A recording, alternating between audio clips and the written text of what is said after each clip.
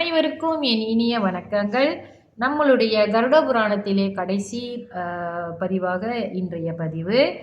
தீவினை செய்யாமல் நல்வினை செய்து ஜீவன் இறுதியில் தன்னுடைய இறுதி காலத்தை அடைந்ததற்கு இவர்கள் அடைந்தவுடன் சொர்க்கவாசம் அடைவார்கள். நல்ல உத்தம உலகத்தில் பிறப்பார்கள். தர்ம சிந்தனை உடையவராக பிறந்து நல்ல வாழ்க்கை வாழ்வார்கள். ஆக்சுவலி பார்க்க போனால் நிறையா போட்டிருக்காங்க, ஆனால் நான் ரொம்ப சுருக்கமாக சொல்கிறேன். நல்ல குடும்பத்தில் பிறப்பாங்க அப்படின்னு எடுத்துக்கலாம். இந்த புராணத்தை கேட்பவன் என்றாலும் அவனும் நல்ல உலகை அடைவான். அவனுடைய பித்திருக்கள் நல்ல கதி அடைவார்கள்.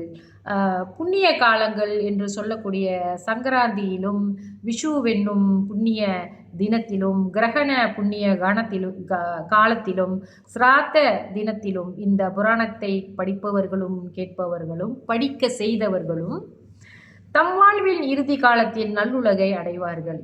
நம்ம பகவானுடைய உலகத்தை அடையக்கூடிய நம்மளுக்கு அந்த புண்ணியம் கிடைக்கும்.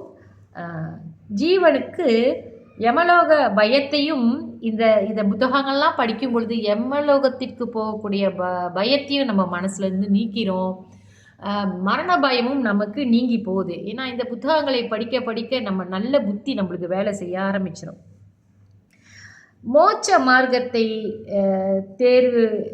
தேர்ந்தெடுப்பதற்கும் இந்த புராணத்தை படிக்கிறவங்களுக்கு ஒரு நல்ல ஒரு வழிகாட்டி மோட்ச பாதையில் செல்வதற்கு.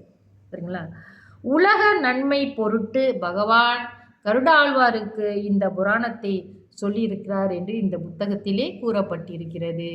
பகவானே நேராக அவருடைய திருவாய் மலர்ந்து கருடாழ்வாருக்கு இந்த புராணத்தை சொல்லியிருக்கிறார். நான் சொன்னது ரொம்ப ரொம்ப ரொம்ப குறைவு. என்னால் அது விரிவுபடுத்தி சொல்ல எனக்கு தெரிந்தவற்றை நான் இங்கே படித்தவற்றிலிருந்து நான் சொன்னேன். எது பிழைகள் இருந்தால் என்னை மன்னித்தருள வேண்டும். கடவுள்கிட்டையும் நான் நன்றி கேட்டுக்கிறேன். நான் சொல் குற்றம் ஏதாவது செஞ்சிருந்தேன்னா என்னை மன்னிச்சுக்கணும் பகவான். அடியேனை அடுத்த பதிலை பார்ப்போம். நம்மளுடைய கருட புராணம் இதோடன் முடிந்து விட்டது. வேறு விஷயங்களை பற்றி நாம் பேசுவோம். நன்றி, வணக்கம்.